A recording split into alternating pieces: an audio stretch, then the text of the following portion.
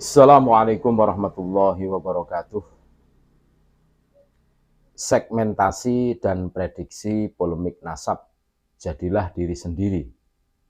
Jangan merebut sejarah orang lain. Kita tidak bisa menghindari takdir yang Allah berikan.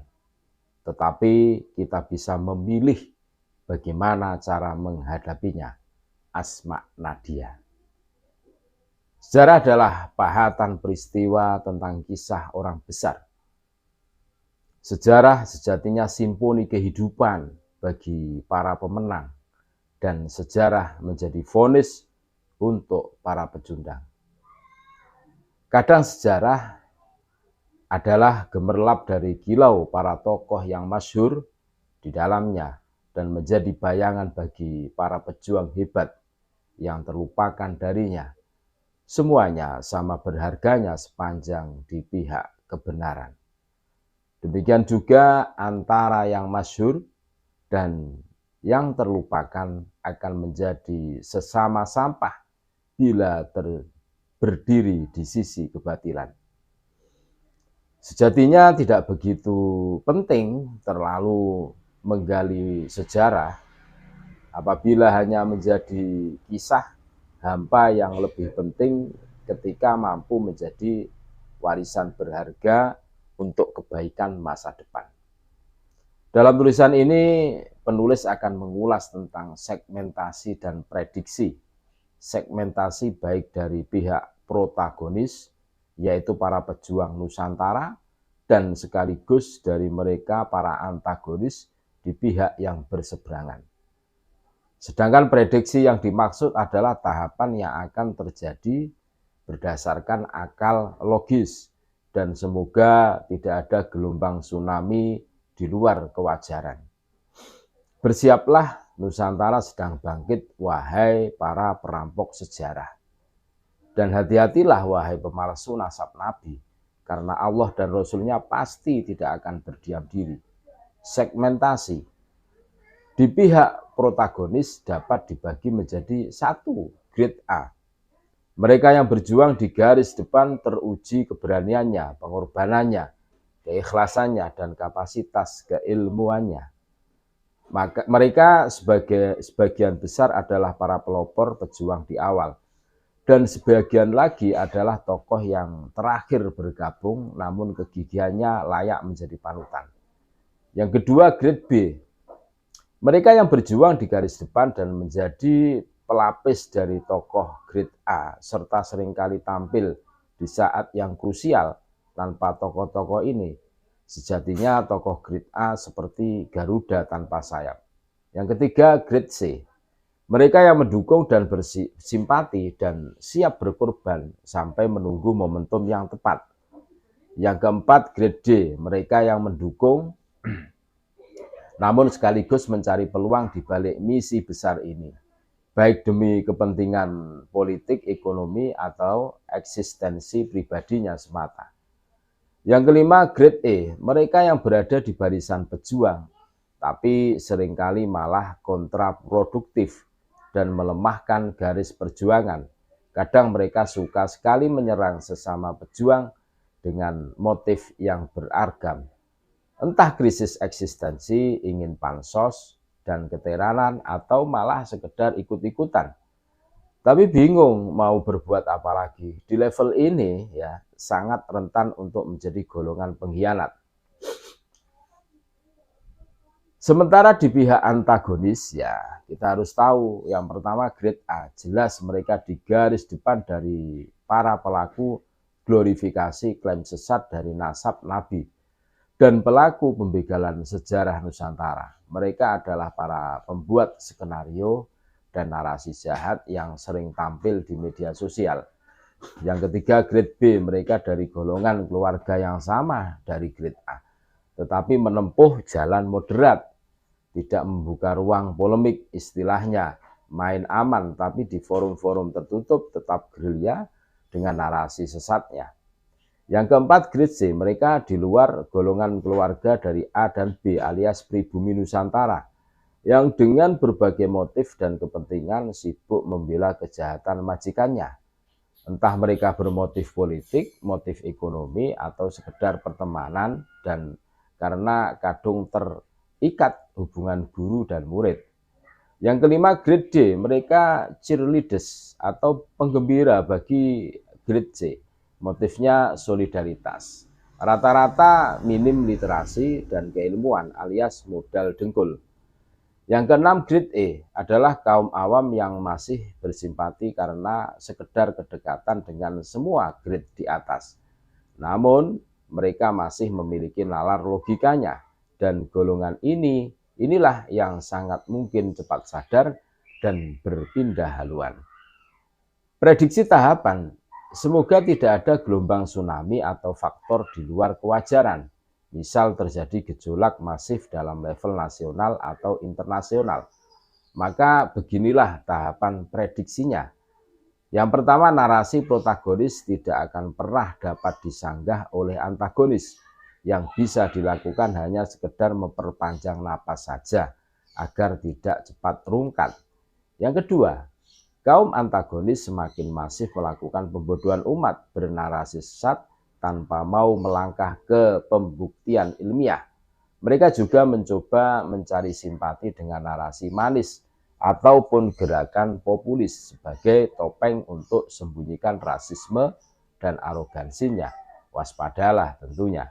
Yang ketiga, kaum protagonis semakin tidak terbendung karena sejatinya peradaban dibangun dengan akal sehat dan ilmu pengetahuan.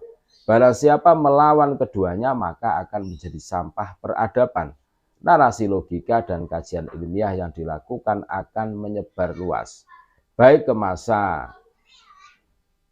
mendatang melalui media sosial, forum-forum di kampus, dan menjadi perhatian intelektual bagi keagamaan, budaya maupun pelaku kenegaraan. Yang keempat, kaum antagonis semakin serba salah. Mau melakukan perlawanan dengan cara ilmiah, jelas mereka miskin pembuktian. Sementara mau melawan dengan cara kasar juga sangat riskan.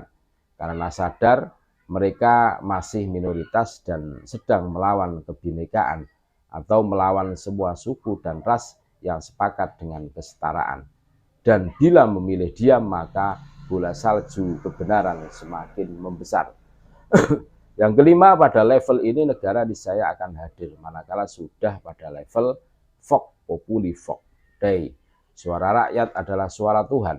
Masifnya kesadaran masyarakat lintas sara akan membawa pergerakan baik para pelaku politik yang oportunis, apalagi para tokoh yang negarawan, untuk membuat kebijakan berlandaskan kebenaran.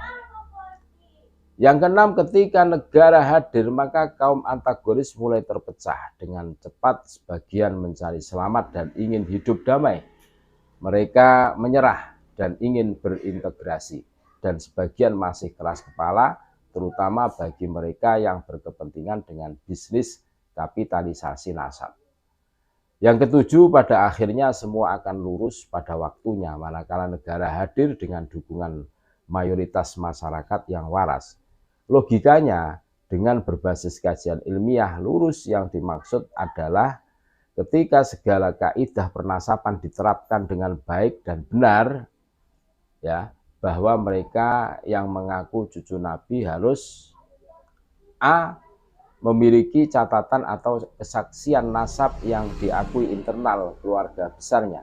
B. catatan nasab tersebut dapat diisbat oleh nakobah pencatat nasab sesuai asal negeri leluhurnya. Misal dalam kasus ini yaitu klan Habaib Ba'alwi harus diakui nakobah Yaman dan Irak. C. lolos uji tes DNA sesuai hasil pemetaan keluarga besar Dzurriyyah Nabi di Timur Tengah, yaitu dari mereka yang masyhur terbukti kuat sesuai kitab nasab dan kajian sejarah secara berkesinambungan. Artinya jelas beda dengan nasab Ba'alwi yang hampa dari pencatatan 550 tahun, serta makam leluhurnya yang ditemukan belakangan pakai mimpi. Harapan penulis semoga semua prediksi di atas dapat dipercepat tahapannya, sedangkan hal-hal yang bisa lebih mempercepat, menunda, atau malah membuyarkannya adalah yang pertama, dipercepat ketika negara lebih cepat hadir untuk meluruskan.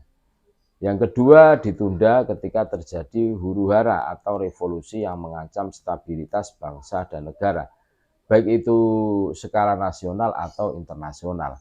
Yang ketiga, buyar dari segala prediksi manakala NKRI bubar atau terjadi perang nuklir, walaupun untuk poin ini relatif sangat kecil kemungkinannya. Ketauladanan seorang pejuang. Sebelum diakhiri, penulis mencoba mengangkat keteladanan seorang Untung Suropati. Walau dia dilahirkan konon dari garis nasab yang tidak jelas, bahkan sempat menjadi budak VOC, namun segala latar belakang tersebut tidak menghalanginya untuk berbuat yang benar dan besar. Untung Suropati tidak perlu mengglorifikasi nasab leluhurnya, karena dia menciptakan sejarah sendiri. Sesungguhnya hanya manusia sampah yang membanggakan leluhurnya tanpa diiringi prestasi di masa kini. Dari seorang budak kecil yang diasuh company dan karena membawa keberuntungan hingga dinamai Untung, lalu karena kualitas pribadinya hingga dicintai Susani, putri Van Moor, majikannya. Walaupun cintanya kandas dan dimasukkan penjara, Untung tidak menyerah. Dia berguru dan belajar selama di penjara. Sejarah mencatat Untung berhasil kabur, dan luar biasanya dialah orang pertama yang berhasil kabur dari penjara Batavia yang sangat ketat. Hingga akhirnya dengan berbagai gejolak dan dinamika yang penuh kisah heroik, nasib membawanya memperoleh pangkat anugerah sebagai Adipati Pasuruan, Mataram Islam Timur atau Brangwetan. Bergelar Tumenggung Wironegoro. Di akhir hidupnya, Untung wafat sebagai pahlawan bangsa yang gugur dalam perang frontal melawan penjajah Belanda. Beliau meninggal di usia relatif muda, sekitar 46 tahun, dengan menorehkan amat banyak kerugian bagi Belanda, baik kehancuran pasukan maupun nyaris kebangkrutan akibat perlawanannya yang frontal, bergelombang dan sporadis. Selengkapnya bisa dibaca dalam Babat Suropati. Berjuanglah dengan penuh kegembiraan. Andaikan gagal, kau masih memiliki kegembiraan. Sang guru bangsa, Gus Dur. Kesimpulannya, tidak penting siapa leluhurmu, siapa keluargamu, dan apapun kondisi serta latar belakangmu. Yang jauh lebih penting adalah apa yang bisa kau lakukan, manfaat apa yang bisa kau berikan, dan ciptakanlah sejarahmu sendiri. Terima kasih. Tetap NKRI harga mati. Assalamualaikum warahmatullahi wabarakatuh.